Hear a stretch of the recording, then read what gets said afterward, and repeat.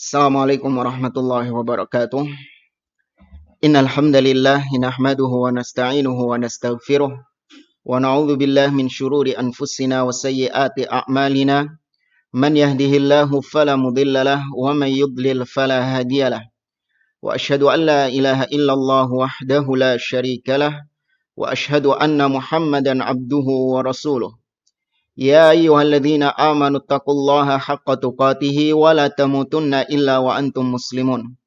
Ya ayyuhan nasu taqu rabbakumul ladzi khalaqakum min nafsin wahidah wa khalaqa minha zawjaha wa batha minhuma rijalan katsiran wa nisaa'a wattaqullaha alladzi tasaaluna bihi wal arham innallaha kana 'alaikum raqiba.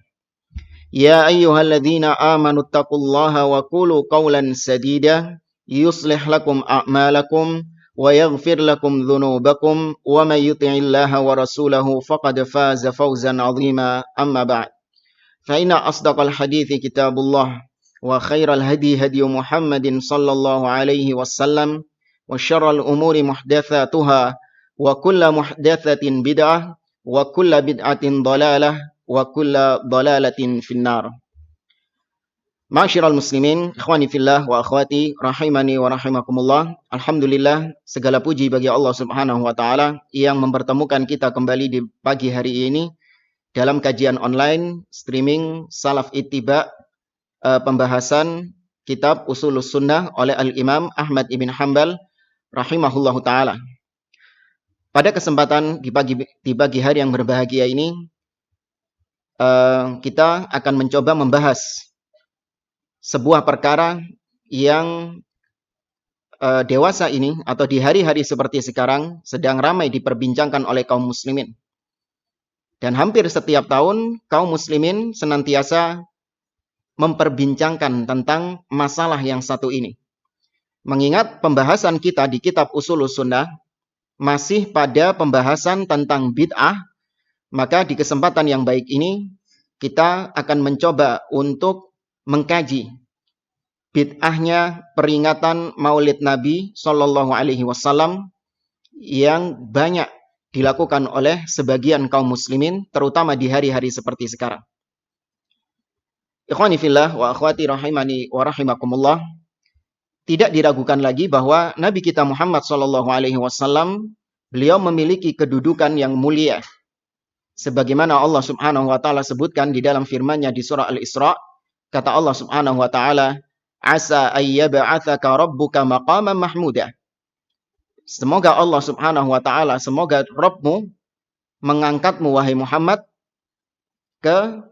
pada kedudukan yang terpuji. Maqaman mahmuda ditafsirkan, dijelaskan oleh Nabi sallallahu alaihi wasallam adalah syafaat beliau di hari kiamat kelak. Di saat para nabi dan rasul mereka tidak mampu, berhalangan untuk memberikan syafaat kepada manusia. Nabi Nuh, mulai Nabi Adam, Nabi Nuh, Nabi Ibrahim, Nabi Musa, Nabi Isa. Mereka berhalangan untuk memberikan syafaat kepada orang-orang di padang mahsyar. Namun Nabi SAW yang diberi keistimewaan oleh Allah bisa memberikan syafaat kepada mereka dengan izin Allah Subhanahu wa taala. Dahulu umat manusia sebelum diutusnya Nabi SAW dalam keadaan jahiliyah. Ketika diutusnya Nabi Shallallahu Alaihi Wasallam, Nabi Shallallahu Alaihi Wasallam diutus dengan risalah yang agung, diutus untuk menerangi kaum muslimin dari gelapnya kesyirikan yang selama ini menyelimuti mereka. Allah Subhanahu Wa Taala mengatakan di dalam surah Al-Jumu'ah, kata Allah Subhanahu Wa Taala, "Huwallazi ba'atha fil ummiyina rasulan minhum yatlu 'alaihim ayatihi wa yuzakkihim wa yu'allimuhumul kitaba wal hikmah wa in kanu min qablu lafi dhalalim mubin." Dialah Allah Subhanahu wa taala yang mengutus kepada kaum yang ummi seorang rasul. Yang mana rasul ini membacakan kepada mereka ayat-ayatnya, mengajarkan kepada mereka Alkitab dan mensucikan mereka, yang mana mereka ini umat manusia sebelumnya dalam keadaan kesesatan yang nyata. Maka diutusnya Nabi SAW adalah sebuah rahmah dari Allah Subhanahu Wa Taala kepada umat manusia. Bahkan diutusnya Nabi SAW adalah bentuk dikabulkannya doa Nabi Ibrahim alaihissalam yang Allah singgung di dalam surah Al-Baqarah. Selesai membangun Ka'bah bersama putranya Ismail, Nabi Ibrahim berdoa kepada Allah, Rabbana wab'ats fihim rasulan minhum yatlu alaihim ayatika wa yuzakkihim wa yu'allimuhumul kitaba wal hikmah. Kata Allah, ya Allah, kata Nabi Ibrahim alaihissalam, ya Allah, utuslah kepada mereka seorang rasul yang mengajarkan kepada mereka, yang mensucikan mereka, yang mengajarkan kepada mereka Alkitab dan hikmah.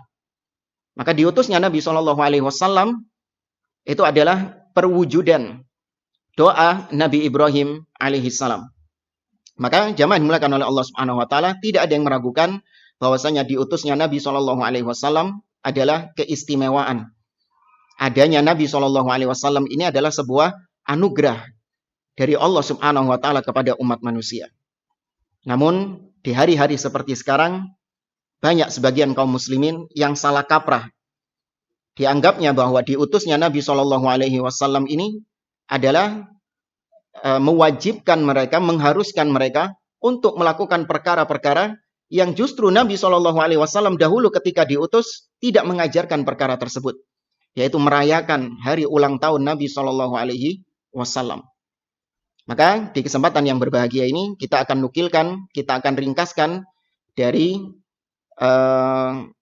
pembahasan yang dibahas oleh Al-Allamah Asy-Syaikh Fadilatul Syekh Ad-Doktor Abdul Aziz Ibn Rayis Ar-Rayis hafizahullah taala dalam sebuah kajian beliau yang berjudul Hiwar Ma'a Mujizi Al-Ihtifal bil Maulidin Nabawi, yaitu dialog atau pembicaraan untuk membantah orang-orang yang membolehkan peringatan perayaan Maulid Nabi SAW. Di sini beliau membagi dalam beberapa pembahasan. Pembahasan yang pertama adalah berkaitan dengan cinta kepada Nabi SAW. Beliau mengatakan dalam bab yang pertama ini bahwa semua Muslim diwajibkan untuk mencintai Rasul SAW. Bahkan itu termasuk syarat dari dua kalimat syahadat yang diucapkan oleh seorang Muslim. Salah satunya adalah asyhadu anna Muhammadan Rasulullah, mengharuskan seorang Muslim cinta kepada Nabi alaihi salatu wassalam. Bahkan Nabi menyebutkan tidak sempurna keimanan seseorang sampai menjadikan Nabi SAW sebagai manusia yang paling dia cintai, melebihi anaknya, melebihi kedua orang tuanya, bahkan melebihi seluruh manusia yang ada. Nabi mengatakan la yu'minu ahadukum hatta akuna ahabba ilaihi min waladihi wa walidihi wan nasi ajma'in. Sungguh tidak sempurna keimanan salah seorang di antara kalian sampai dia menjadikan aku sebagai orang yang dia cintai, melebihi anaknya, melebihi orang tuanya, bahkan melebihi seluruh manusia yang ada. Umar ibn Khattab radhiyallahu taala anhu pernah datang kepada Nabi alaihi salatu wassalam, kemudian mengatakan kepada beliau, wallahi la anta ahabbu ilayya min kulli syai'in illa min nafsi. Wahai Rasulullah, demi Allah, engkau adalah manusia yang paling aku cintai melebihi siapapun kecuali diriku sendiri. Kemudian kata Nabi SAW, la, tidak wahai Umar, hatta akuna ahabba ilaika min nafsik. Belum wahai Umar, sampai kau jadikan sebagai manusia yang paling kau cintai, bahkan melebihi dirimu sendiri. Kemudian diralat oleh Umar ibn Khattab. Fa innahul an wallahi la anta ahabbu ilayya min nafsi.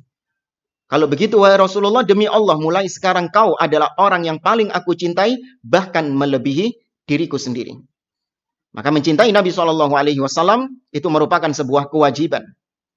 Dan kebalikannya, barang siapa yang tidak mencintai Nabi, bahkan melecehkan Nabi, merendahkan Nabi, mengolok-olok Nabi SAW, termasuk juga mengolok-olok syariat Nabi SAW, itu adalah bentuk kekufuran. Sebagaimana yang Allah singgung dalam surah At-Taubah. Kata Allah Subhanahu wa taala, "Qul abillahi wa ayatihi wa rasulihi kuntum tastahzi'un. La ta'tadhiru qad kafartum ba'da imanikum." Apakah dengan nama Allah, dengan ayat-ayatnya, dengan nama Rasulnya, kalian mengolok-olok? Maka jangan kalian cari-cari alasan. Jangan kalian cari-cari uzur. Sungguh kalian telah kafir setelah kalian beriman. Demikian juga yang mencela, mengolok-olok syariat Nabi Muhammad SAW. Mengatakan semakin panjang jenggot, semakin goblok.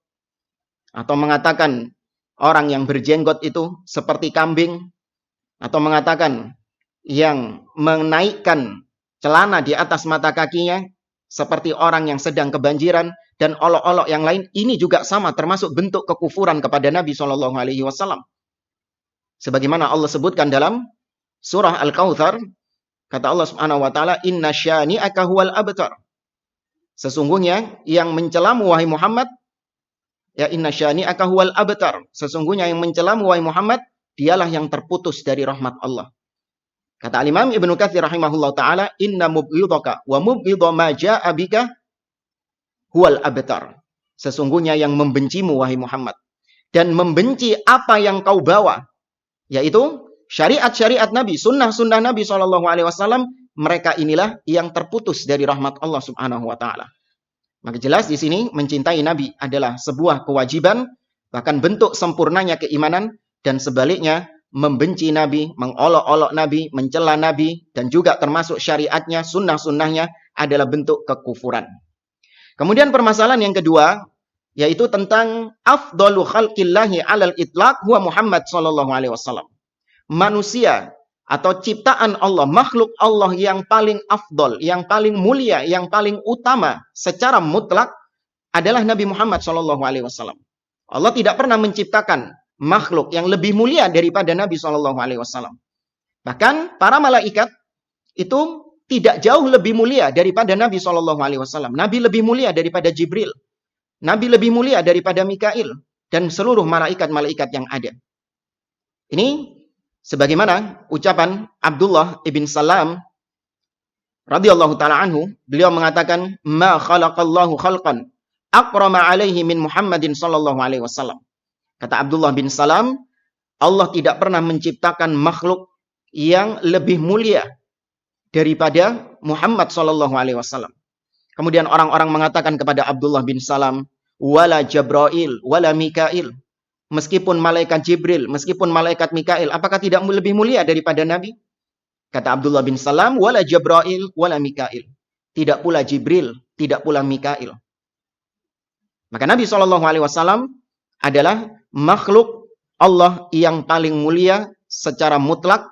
Tidak ada yang melebihi kedudukan Nabi SAW. Kemuliaannya, keagungannya, tidak ada makhluk yang melebihi kedudukan Nabi. Nah, ini bertentangan dengan akidahnya Syiah Rafidhah. Kalau orang-orang Rafidhah, mereka meyakini bahwa imam-imam mereka itu lebih mulia daripada Nabi SAW. Sebagaimana yang diucapkan oleh Al-Khabith, seorang yang busuk, yaitu Al-Khumaini, dalam kitabnya Al-Hukumah Al-Islamiyah. Dia mengatakan, "Wa inna li'a'immatina maqaman la yablughuhu malakun muqarrab wala nabiyyun mursal."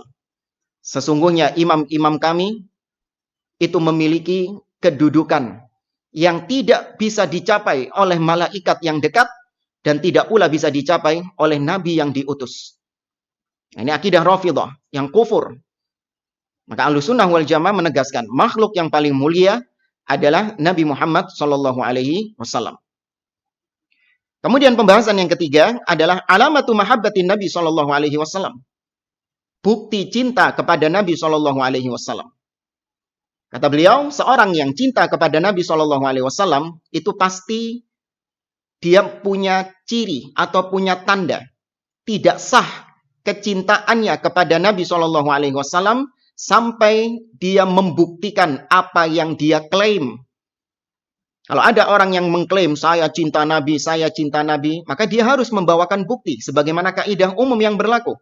Barang siapa yang mengklaim sesuatu, maka wajib baginya untuk mendatangkan buktinya. Contoh dalam urusan dunia misalnya, Anda mengklaim bahwa ini tanah milik Anda. Maka bagi yang mengklaim, mengaku-ngaku ini adalah tanah miliknya, yang wajib dia lakukan adalah mendatangkan buktinya. Karena kalau cuma sekedar mengklaim, ngaku-ngaku saja, semua orang bisa. Maka mencintai Nabi SAW itu ada buktinya. Dan bukti cinta kepada Nabi SAW adalah ittiba', mengikuti beliau SAW. Allah berfirman dalam surah Al-Imran, "Qul in kuntum tuhibbunallaha fattabi'uni yuhibbukumullah wa yaghfir lakum dzunubakum wallahu ghafurur rahim." Katakan wahai Muhammad, apabila kalian mencintai Allah, maka ikutilah aku. Maka Allah akan cinta kepada kalian dan Allah akan mengampuni dosa-dosa kalian. Sesungguhnya Allah itu Maha Pengampun dan Maha Penyayang. Ini merupakan ayat yang menguji mereka-mereka yang mengaku cinta kepada Allah, mengaku cinta kepada Rasulullah Shallallahu Alaihi Wasallam.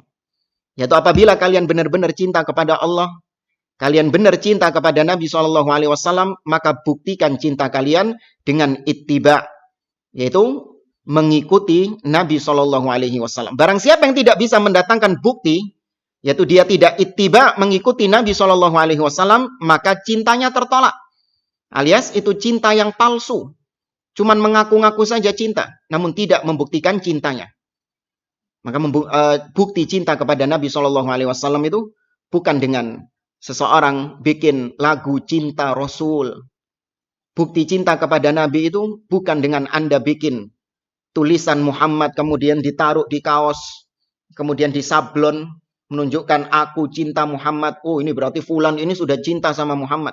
Kenapa? Itu kaosnya itu ditulis aku cinta Muhammad.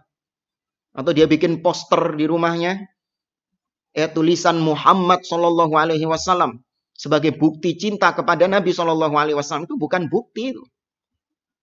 Ya, bukti cinta kepada Nabi Shallallahu Alaihi Wasallam adalah dengan ittiba kepada beliau. Kemudian pembahasan yang keempat, yaitu al-aslu fi kulli ibadah wa kulli dinin al-man'u wal hadar.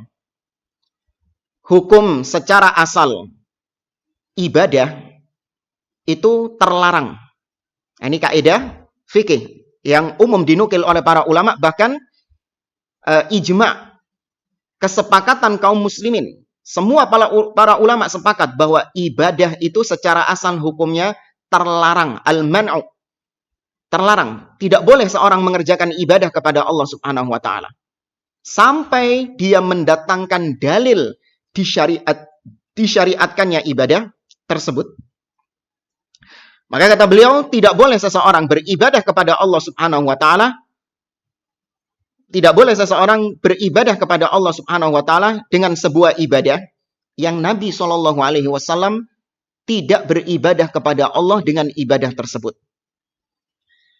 Maka barang siapa yang beribadah kepada Allah Subhanahu wa taala namun tidak didasari dengan dalil yang syar'i, baik itu dari kitab, dari Al-Qur'an ataupun dari sunnah Nabi Shallallahu Alaihi Wasallam, maka dia jatuh ke dalam kebid'ahan. Ya, saya ulangi, barang siapa yang melaksanakan ibadah kepada Allah, apa sih ibadah ini? Ya, ibadah adalah, kata Syekhul Islam Ibnu Taimiyah rahimahullah taala, ismun jami' li kulli ma ahabbahu Allah wa yarda minal af'ali wal aqwal zahiran wa batinah. Yaitu sebuah istilah yang kompleks, mencakup apapun yang dicintai Allah dan diridhoi oleh Allah, baik itu ucapan atau perbuatan, baik yang nampak ataupun yang tersembunyi. Itu yang disebut dengan ibadah. Maka ketika seorang merayakan, mengerjakan amalan maulid Nabi Shallallahu Alaihi Wasallam, dia dianggap sedang melaksanakan ibadah. Kenapa? Karena pasti yang melaksanakan maulid, yang ikut maulid Nabi, dia menganggap bahwa dia mendapatkan pahala dari Allah.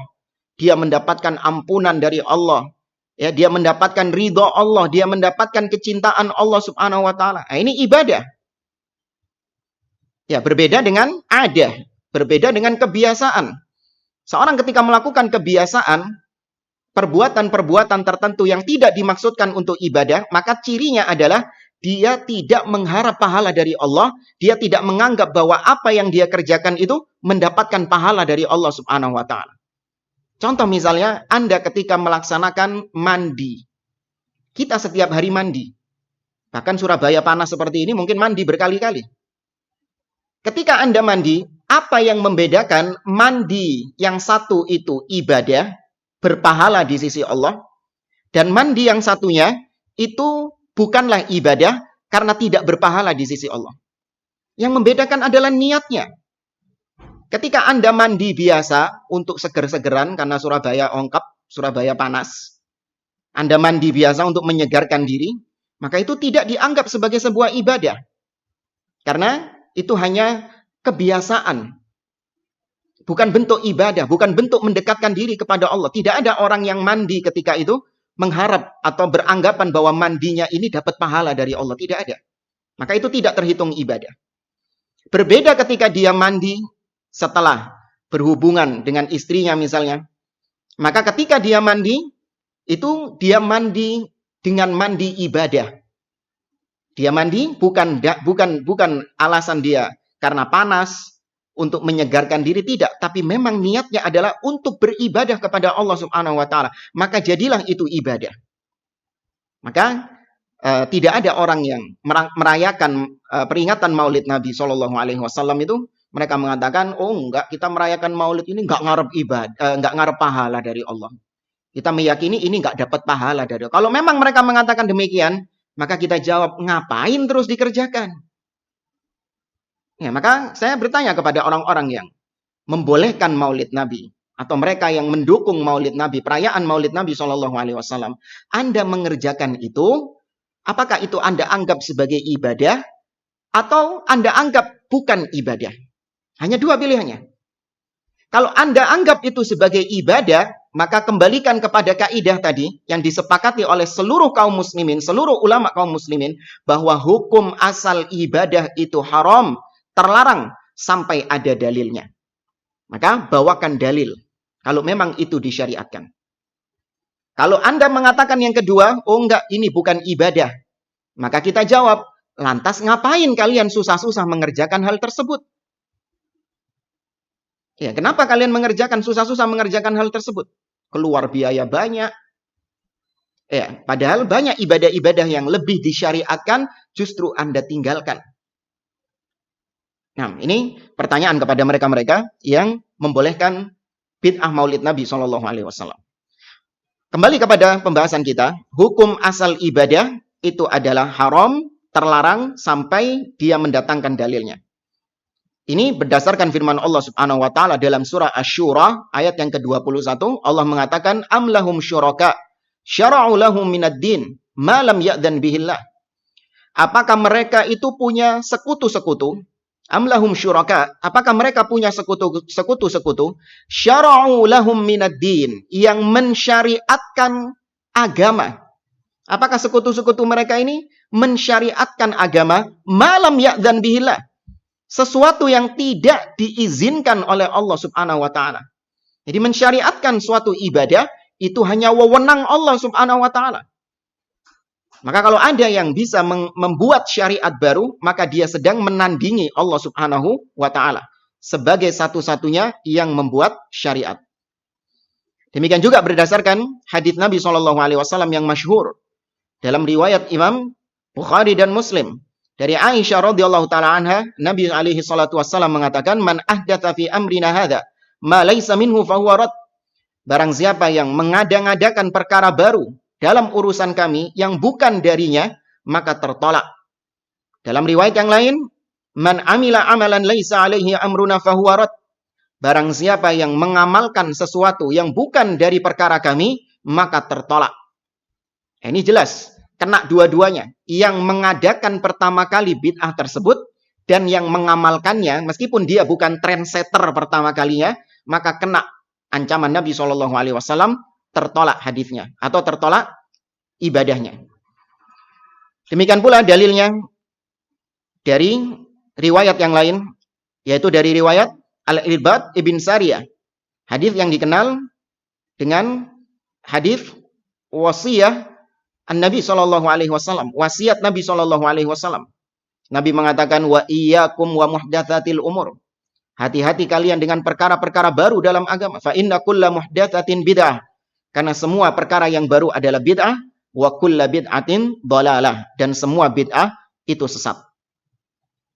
Kemudian juga Abdullah bin Mas'ud radhiyallahu taala anhu, beliau mengatakan, ittabi'u wa la tabtadi'u faqad kufitum. Ittiba'lah kalian, cukup ikuti Nabi Shallallahu Alaihi Wasallam. Apa yang telah digariskan Nabi Shallallahu Alaihi Wasallam sudah ikuti. Dan jangan kalian berbuat bid'ah. Faqad kufitum, kalian sudah cukup dengan sunnahnya Nabi Shallallahu Alaihi Wasallam. Ini kata Abdullah bin Mas'ud. Demikian juga Abdullah bin Umar radhiyallahu anhuma. Beliau mengatakan, kullu bid'atin dhalalah wa in ra'ahan nasu hasanah. Semua bid'ah itu sesat meskipun manusia memandang itu sebagai kebaikan. Sebagian ahli bid'ah mencoba untuk membantah dalil-dalil yang tegas tentang semua bid'ah itu sesat. Mereka mencoba untuk mengotak-ngatik hadis Nabi SAW atau dalil-dalil tentang bid'ah itu semuanya sesat. Tidak ada namanya bid'ah hasanah.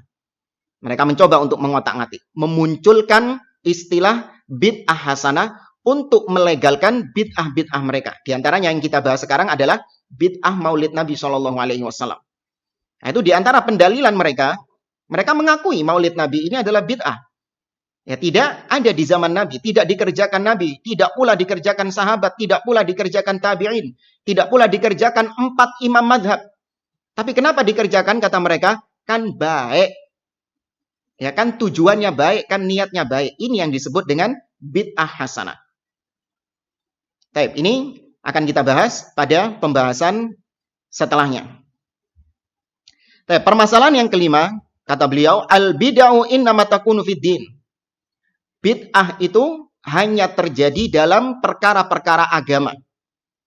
Ini beliau membantah orang-orang yang sering kali mengatakan, oh ya sudah Ustaz, kalau memang bid'ah, apa yang tidak dilakukan Nabi itu bid'ah, maka ya sudah, kalau naik haji, jangan naik pesawat. Naik onta saja, karena Nabi nggak pernah naik pesawat. Nah, itu antum itu bid'ah Ustaz. Nabi nggak pernah siaran online, kajian online, disuting seperti ini, kemudian disiarkan di YouTube, Nabi nggak pernah. Berarti antum ini mengerjakan bid'ah. Bahkan ada yang lebih tolol yang mengatakan muka antum ini bid'ah Ustaz. Karena tidak ada di zaman Nabi SAW. Nah, ini sudah tingkat ketololan yang paling parah. Dan ini diucapkan oleh seorang dai. Ya, dia mengatakan antum bid'ah dari kaki sampai kepala. Karena tidak ada di zaman Nabi SAW. Ini nggak bagus ucapan-ucapan keluar dari mulut yang katanya mulut seorang dai. Tapi ini terucap. Jamaah dimuliakan oleh Allah Subhanahu wa taala, maka di sini beliau menegaskan bahwa bid'ah itu hanya terjadi dalam urusan agama. Apa dalilnya?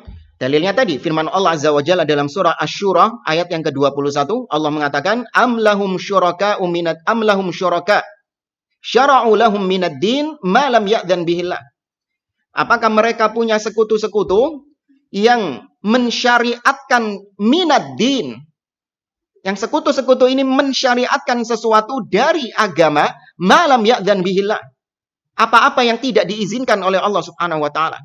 Nabi atau Allah jelas mengatakan di sini minad din, mensyariatkan sesuatu dari agama. Demikian juga dinukil kesepakatan oleh para ulama tentang bid'ah itu hanya terjadi dalam urusan agama. Sebagaimana Syekhul Islam Ibnu Taimiyah rahimahullah menukil kesepakatan ini dalam Iqtida' As-Siratil Mustaqim. Demikian juga Imam Asy-Syatibi dalam kitabnya Al-I'tisam dan yang lainnya. Kemudian ikhwani fillah wa akhwati rahimani wa rahimakumullah. Beliau di sini menyinggung tentang bid'ah itu terjadi dalam perkara sarana-sarana sebagaimana bid'ah terjadi dalam masalah tujuan-tujuan. Ya, disebutkan oleh beliau al-bid'ah takunu fil wasail kama annal bid'ah takunu fil ghayat. Ya, bid'ah itu juga terjadi dalam masalah sarana. Jadi bukan hanya dalam tujuan, bukan hanya dalam ibadah intinya tidak, tapi juga dalam sarananya itu juga ada kebid'ahan di situ. Nah, ini untuk membantah ahli bid'ah yang membolehkan maulid Nabi SAW, mereka berargumentasi dengan hal ini. Kita ini maulid Nabi bukan ibadah, tapi cuma sarana saja. Ya, ini bukan ibadah, tapi hanya sarana saja. Nah, ini juga disinggung oleh beliau, bahwa bid'ah itu bukan hanya dalam masalah ibadahnya, tapi juga dalam masalah sarananya. Kemudian yang kedua, juga untuk membantah ya sebagian dai yang mengatakan bid'ah itu hanya terjadi dalam urusan ibadah saja, tidak dalam urusan sarana. Sehingga sebagian mereka memunculkan metode-metode dakwah yang bid'ah. Seperti berdakwah lewat musik, atau berdakwah lewat drama-drama film misalnya. Kata mereka, wah ini kan cuma sarana saja.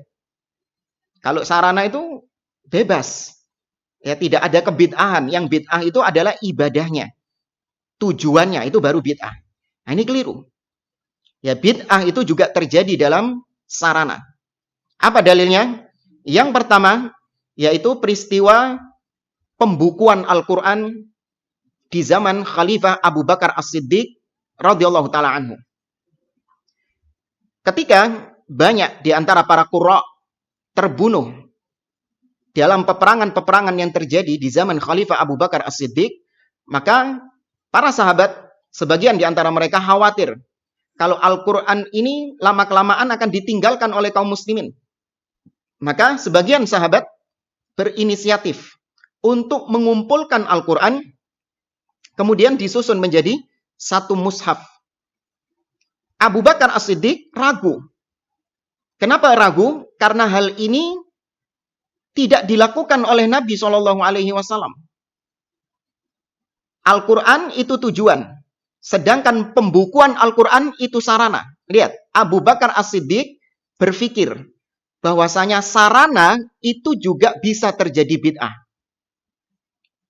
Ya, pembukuan Al-Quran ini sarana, karena tujuannya adalah Al-Quran.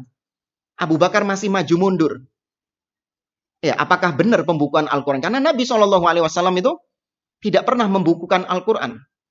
Demikian juga Zaid ibn Thabit yang ditugaskan sebagai panitia, ketua panitia mengumpulkan Al-Quran, Jam'ul Quran, itu juga bertanya kepada Abu Bakar dan Umar, kaifa tuqaddimani ala amrin lam yaf'alhu Nabi SAW. Bagaimana bisa kalian melakukan suatu perkara yang tidak dilakukan oleh Nabi SAW? Maka terbetik pemahaman sahabat itu dalam masalah sarana itu juga terjadi bid'ah. Bukan hanya dalam tujuan saja.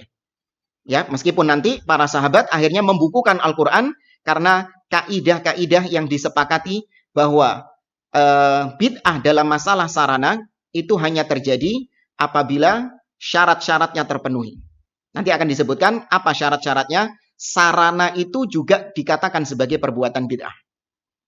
Kemudian dalil yang kedua adalah apa yang diriwayatkan oleh Imam Ad-Darimi ketika Abdullah bin Mas'ud radhiyallahu taala anhu mentahdzir orang-orang yang berzikir dengan menggunakan kerikil-kerikil. Ini masyhur kisah Abdullah bin Mas'ud radhiyallahu anhu. Beliau mendengar ada sekelompok manusia yang berzikir secara berjamaah dengan menggunakan kerikil. Zikirnya bukan hal yang bid'ah, tapi sarana yang mereka kerjakan itu bid'ah. Abdullah bin Mas'ud datang kepada mereka, kemudian mengatakan kepada mereka, ringkasnya Abdullah bin Mas'ud mengatakan, waihakum ya ummat Muhammad, ma asra'a halakatakum, haula'i sahabatu nabiyyikum mutawafirun, wa hadhihi aniyatuhu lam tuksar, wa thiyabuhu lam tabla. Wahai umatnya Muhammad, celaka kalian, alangkah cepatnya kalian binasa. Mereka para sahabat Nabi SAW masih ada di tengah-tengah kalian. Bejana-bejana Nabi masih belum rusak. Pakaian Nabi masih belum usang. Kemudian Abdullah bin Mas'ud mengatakan kepada mereka, a'innakum ala millatin hiya ahda min millati Muhammad am antum muftatihu babi dhalalah. Apakah kalian hanya punya dua pilihan? Apakah kalian merasa apa yang kalian lakukan ini lebih baik daripada apa yang dahulu dikerjakan Nabi SAW? Atau memang yang kedua, kalian membuka pintu-pintu kesesatan? Perhatikan di sini Abdullah bin Mas'ud mentahdzir, mencela, memperingatkan sarana mereka yang bid'ah. Bukan zikirnya yang bid'ah, tapi sarana mereka yang bid'ah. Nah, jamaah yang dimuliakan oleh Allah Subhanahu wa taala, Syekhul Islam Ibnu Taimiyah rahimahullah menyebutkan dalam kitabnya Al-Iqtida tentang dhawabit. Ketentuan-ketentuan kapan sarana itu bisa dikategorikan sebagai bid'ah. Dan kapan sarana tidak dikategorikan sebagai bid'ah. Ringkasnya, apa yang disampaikan oleh Syekhul Islam Ibnu Taimiyah rahimahullah, itu ada dua ketentuannya. Yang pertama adalah al-muqtadi li ihdathiha. Dan yang kedua adalah al-mani' li ihdathiha. Yang pertama adalah yaitu motivasi. Apa motivasinya untuk menciptakan sarana tersebut? Menggunakan sarana tersebut. Apakah ada keharusan, ada kepentingan untuk menggunakan sarana tersebut? Kalau memang ada, kemudian dilihat yang kedua, adakah pencegah yang menghalangi untuk melaksanakan sarana tersebut? Ini bisa kita ambil contohnya ya. Mungkin kalau disampaikan ketentuan kaidah-kaidahnya mungkin agak membingungkan bagi sebagian orang. Contoh misalnya jam'ul Quran, mengumpulkan Al-Quran. Ada sebagian orang di antara ahli bid'ah mengatakan mengumpulkan Al-Quran menjadi mushaf di zaman Abu Bakar As-Siddiq itu adalah bid'ah. Karena di zaman Nabi SAW itu tidak terjadi mengumpulkan Al-Quran. Ada orang-orang yang berhujjah seperti itu. Kalau memang kalian ini, wahai orang-orang Wahabi yang suka membid'ahkan, kalau kalian ini membid'ahkan maulid Nabi, berarti bid'ahin juga dong Abu Bakar itu, yang telah melakukan bid'ah mengumpulkan Al-Quran menjadi mushaf. Maka kembali kepada dua kaidah ini. Mengumpulkan Al-Quran itu sarana. Sedangkan tujuannya adalah Al-Qurannya itu. Kembalikan kepada dua kaidah tadi. Ada nggak kepentingan yang mendesak untuk mengumpulkan Al-Quran? Kalau kita lihat, di zaman Nabi SAW itu tidak ada kepentingan untuk mengumpulkan Al-Quran. Masih belum dibutuhkan untuk mengumpulkan Al-Quran. Kenapa? Karena yang pertama, Al-Quran ayat-ayatnya masih turun. Ada yang nasikh dan ada yang mansuh. Ada ayat yang dihapus dan ada ayat yang diganti. Kalau sudah dibukukan menjadi mushaf, maka khawatir nanti yang ayat-ayat yang dinasikh itu akan masih tetap ada, nggak dihapus. Kemudian yang kedua, tidak dibutuhkan mengumpulkan Al-Quran karena para sahabat-sahabat ketika itu menghafal Al-Quran secara sempurna. Ya, karena para sahabat-sahabat ketika itu menghafalkan Al-Quran secara baik. Nah, kemudian di zaman Abu Bakar As-Siddiq muncul kebutuhan mendesak untuk mengumpulkan Al-Quran, yaitu terbunuhnya para hufaz, terbunuhnya para qori Al-Quran, para penghafal Al-Quran di medan-medan peperangan. Maka muncul kekhawatiran, kalau Al-Quran ini nanti akan hilang dari dada-dada kaum muslimin. Sehingga karena adanya kebutuhan, ya, kemudian tidak ada penghalang yang menghalangi mereka, maka jadilah sarana itu bukanlah bid'ah. Ya, jadilah sarana mengumpulkan Al-Quran itu bukan bid'ah. Karena ada kebutuhannya dan ya tidak ada yang menghalangi hal tersebut. Kemudian juga sebagian orang yang tadi kita sebutkan ceramah pakai mikrofon, azan pakai mikrofon, ya, kata mereka itu bid'ah. Karena Bilal ibn Rabah, ya, kemudian Abdullah bin Umi Maktum, muadzin-muadzinnya Nabi itu nggak pernah azan pakai mikrofon. Ya, nggak pernah Nabi itu ceramah pakai YouTube seperti ini. Abu Bakar, Umar, Abdullah bin Abbas, ulama-ulama sahabat itu nggak ada yang ceramah lewat YouTube ini. Ente bid'ah, Ustaz. Maka kembalikan kepada dua kaidah tadi. Ada nggak kebutuhan untuk melakukan sarana tersebut? Maka jawabannya ada. Nabi SAW itu sangat perlu mikrofon. Kebutuhannya ada. Perlu Nabi SAW untuk mikrofon. Perlu untuk punya channel YouTube. Iya, untuk tersiarnya dakwah. Untuk tersebarnya dakwah. Mendesak memang kebutuhannya.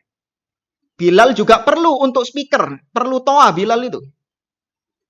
Ya, karena untuk supaya menyampaikan suaranya kepada orang-orang yang jauh. Suara adzannya itu. Perlu. Kemudian dilihat yang kedua. Apakah ada penghalangnya? Kenapa Nabi SAW kok nggak punya channel YouTube? Kenapa Bilal bin Rabah kok nggak adzan pakai toa? Maka penghalangnya adalah yaitu tidak ada YouTube, tidak ada toa di zaman tersebut. Ya, tidak ada. Maka bagaimana sesuatu yang tidak ada dilakukan oleh Nabi SAW? Anda mau paksa Bilal pakai toa, toanya belum ada kok. Anda mau maksa Nabi SAW punya channel YouTube sendiri? Ya, untuk YouTube-nya belum ada. Ya, teknologi belum ada. Maka berarti alasan Nabi dan alasan Bilal bin Rabah kenapa nggak adzan pakai toa? Karena ada penghalangnya. Ya, kebutuhannya ada, tapi penghalangnya nggak ada. Maka itu sarana yang dibolehkan. Ya, sarana yang diperbolehkan karena ada penghalangnya. Kemudian contoh yang lain misalnya yaitu nasyid-nasyid atau musik-musik Islami, berdakwah lewat musik atau berdakwah lewat drama-drama, film-film. Kan ada tuh beberapa tahun yang lalu viral film tentang Umar ibn Khattab yang digandrungi oleh sebagian orang. Ya, bahkan ditayangkan di televisi-televisi dengan mengundang salah satu ustadz yang katanya ustadz salafi. Kalau Anda lihat dengan melihat dua kaidah tadi, adakah kebutuhannya dan adakah penghalangnya? Maka dua-duanya ini ada di zaman Nabi SAW. Nabi itu sangat butuh untuk berdakwah. Ya, Nabi itu butuh untuk berdakwah. Menyebarkan Islam ini kepada kaum muslimin. Butuh. Jadi, lewat musik-musik itu, kalau memang ini sarana yang baik untuk berdakwah, maka itu yang dibutuhkan Nabi SAW. Nabi butuh untuk tersiarnya dakwah. Kemudian yang kedua, ada nggak penghalang? Nabi tidak bisa berdakwah lewat musik. Para sahabat tidak bisa berdakwah lewat musik. Ternyata tidak ada yang menghalangi mereka. Musik sudah ada di zaman tersebut. Nyanyian-nyanyian sudah ada di zaman tersebut. Ya, alat-alat musik sudah ada di zaman tersebut. Maka dua syarat ini terpenuhi. Nabi membutuhkan tersiarnya dakwah plus sarananya ada. Muncul pertanyaan, lantas apa alasannya Nabi SAW tidak berdakwah lewat musik? Apa alasannya para sahabat tidak menggunakan alat musik sebagai media dakwah? Kenapa mereka tidak main film? Atau pakai drama-drama itu? Maka kalau ini dipahami, berarti itu adalah bid'ah. Sarananya bid'ah. Karena konsepnya, kata para ulama, lau kana khairan la sabaquna ilai. Andai kata itu baik, maka pasti yang pertama kali mengerjakannya adalah para salaf, yaitu Nabi dan para sahabat-sahabatnya, para tabi'in dan yang lain. Itu mereka nggak ada yang dakwah lewat musik, tidak ada yang dakwah dengan menggunakan teater atau pagelaran-pagelaran, nggak ada. Sebagian orang beralasan, Ustaz, sekarang ini kalau dakwah verbal, disampaikan ayat-ayat, disampaikan hadis-hadis, orang-orang itu nggak respect. Ya, orang-orang itu nggak seneng, nggak mendengarkan, nggak tertarik dengan hal-hal seperti itu. Tapi coba kalau dakwahnya lewat musik, dakwahnya lewat film, lewat pagelaran-pagelaran, ini lebih menarik hati seseorang sehingga mereka mau bertobat, sehingga mereka mau kembali kepada Islam yang benar, sehingga mereka mau ke masjid melaksanakan sholat. Maka kata para ulama, perbuatan manusia yang meninggalkan perintah Allah dan mengerjakan maksiat Allah tidak boleh dijadikan alasan untuk Anda berbuat bid'ah dalam berdakwah. Kalau manusia berbuat maksiat, maka kewajiban mereka adalah diperintahkan untuk bertobat kepada Allah. Sampaikan ayat-ayat tobat kepada mereka. Sampaikan ancaman-ancaman Allah kepada mereka. Jangan terus Anda yang berinovasi, membuat bid'ah-bid'ah, belani supaya agar mereka bertobat kepada Allah. Ini keliru. Ya, maka seandainya itu baik, mesti para sahabat yang lebih dahulu mengerjakan. Maka kaidah ini terapkan pada semua bid'ah-bid'ah yang ada. Semua perkara-perkara yang dianggap bid'ah atau yang memang itu bid'ah. Kayak tadi pakai mikrofon, atau pakai kamera, atau haji naik pesawat, terapkan dua kaidah ini. Ada nggak kebutuhan mendesak? Kemudian ada nggak penghalangnya? Ya, Nabi SAW butuh pesawat, iya. Ya, Nabi SAW sangat membutuhkan pesawat untuk memudahkan beliau melakukan perjalanan. Tapi ada penghalangnya, yaitu tidak ada pesawat di zaman tersebut. Maka kalau ditanya, kenapa Nabi dulu nggak naik haji pakai pesawat? Jawabannya pesawat belum ada. Nah, kalau ditanya, Kenapa Nabi, para sahabat, para tabi'in, imam yang 4 mereka tidak merayakan maulid Nabi SAW? Apa jawaban antum? Ya, apa jawaban Anda? Padahal ada kebutuhan mendesak. Butuh Nabi SAW untuk merayakan hari lahirnya. Katanya untuk menyiarkan dakwah, litadzkirin nas, untuk mengingatkan manusia tentang sirahnya Nabi SAW. Untuk mengajak mereka bersedekah, ada kebutuhan. Kemudian tidak ada penghalang yang menghalangi Nabi untuk tidak melakukannya. Apa gerangan yang menghalangi Nabi untuk mengerjakan maulid? Apa yang menghalangi para sahabat untuk tidak mengerjakan maulid? Apa yang menghalangi para tabi'in, para imam-imam yang 4 untuk tidak mengerjakan maulid? Tidak ada yang menghalangi. Muncul pertanyaan, lantas berikan kami satu jawaban, lantas kenapa mereka tidak melaksanakan, merayakan hari lahirnya Nabi SAW? Berikan kita alasan. Apakah mereka nggak mampu? Atau nggak sempat? Atau nggak terpikirkan? Loh, kalau mereka tidak terpikirkan, ajaib orang-orang sekarang bisa terpikirkan. Lebih canggih daripada Abu Bakar, lebih canggih daripada Umar, para sahabat. Ini pertanyaan yang harus dijawab. Bagi mereka-mereka yang melegalkan maulid Nabi SAW, jawab pertanyaan ini. Silakan jawab di kolom komentar. Ya, sebutkan kami satu alasan apa gerangan yang menyebabkan Nabi, para sahabat, para tabi'in, dan para ulama-ulama setelahnya mereka tidak pernah merayakan maulid Nabi SAW. Apa alasannya? Kalau kita punya alasan, kenapa Nabi nggak naik haji pakai pesawat? Karena pesawat belum ada. Kenapa Nabi nggak ceramah lewat YouTube, nggak pakai mikrofon? Karena belum ada. Ada yang menghalangi Nabi SAW. Ya, ini kaidah yang penting. Kalau ini dipahami, maka memutus semua rantai bid'ah-bid'ah. Terputus sudah. Mau itu tahlilan, peringatan kematian, manakiban. Jadi terapkan ini, kaidah ini. Ya. Baik, para jamaah dimuliakan oleh Allah Subhanahu wa taala. Kurang berapa menit?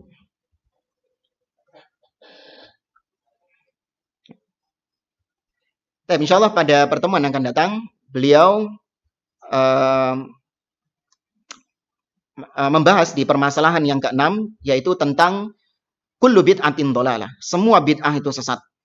Dan beliau membantah beberapa syubhat-syubhat dari orang-orang yang mengatakan ada bid'ah hasanah. Di antaranya ucapan Umar ibn Khattab, ni'matil bid'atu hadhi. Kemudian ucapan Abdullah bin Mas'ud, ma ra'ahul muslimuna hasanan fahuwa indallahi hasan. Apa-apa yang dipandang baik oleh kaum muslimin, maka itu baik di sisi Allah Subhanahu wa taala. Ini juga dijadikan dalil bahwa ada bid'ah hasanah. Atau ucapan Nabi SAW, man sanna fil islami sunnatan sayyi'ah. Barang siapa yang mensunnahkan di dalam Islam sunnah, man sanna fil islami sunnatan hasanah. Barang siapa yang mensunnahkan di dalam Islam sunnah hasanah. Itu kata mereka bid'ah hasanah. Dan syubhat-syubhat lain yang dilontarkan oleh ahli bid'ah tentang adanya bid'ah hasanah, ini semuanya akan dibantah oleh beliau insyaallah pada pertemuan yang akan datang. Wallahu ta'ala a'lam. Kita cukupkan. Subhanakallahumma rabbana wa bihamdik asyhadu an la ilaha illa anta astaghfiruka wa atubu ilaik. Wa akhiru da'wana anil hamdulillahi rabbil alamin. Wassalamualaikum warahmatullahi wabarakatuh.